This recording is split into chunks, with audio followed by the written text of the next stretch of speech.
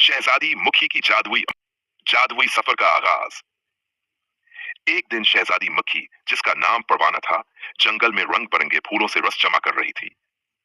अचानक इसे एक खूबसूरत चमकता हुआ फूल नजर आया, जिसकी पत्तियां किसी जादुई रोशनी से झलमला रही थीं। जैसे ही परवाना ने इस फूल को छुआ, वो एक सुनहरी रोशनी में लिपट गई और एक जादुई दुनिया में पहुंच गई। यह आम दुनिया जैसी नहीं थी। यहाँ उर्दू के हरूफ हुआ में तैर रहे थे, जगमगा रहे थे और अपनी अपनी जगह पर रक्स कर रहे थे। खुशामदीद परवाना, एक अक्लमंद तूते ने खुश दिली से कहा, जो निंखी मंखी ऐंक पहने हुए था और एक पुरानी सी किताब थामे हुए था। जादुई मखलूकात से मुलाकात। परवाना ने हैरत से इर्द गिर्द देखा। अजीब और गरीब जानदार नजर आ रहे थे।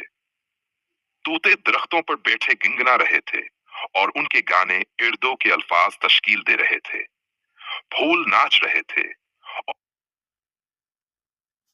और अपने लिए अल्फाज जैसे फूल और रंग बना रहे थे। अचानक एक चिराग नमा जिन बोतल से निकला और धवां बनकर चिराग लिख दिया।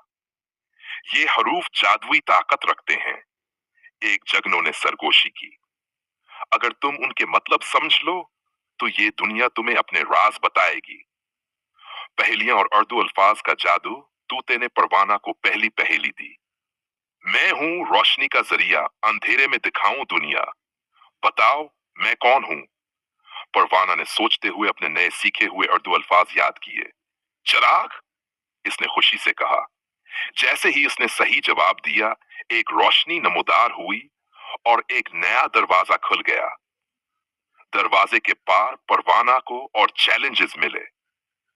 अल्फाज जोड़ना, जुमले मुकम्मल करना और उर्दू के हरूफ को तरतीब देना। हर कामयाबी पर वो खुशी से झूम उठती और इसकी उर्दू अल्फाज की ताकत बढ़ती जाती। परवाना का मिशन जारी है।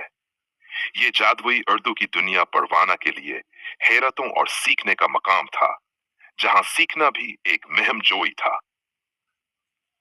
वो जादुई मखलूकात के साथ अपने सफर पर निकल पड़ी, नए अल्फाज सीखने और उनके जरिए मजीद राजों को खोलने के लिए तैयार थी।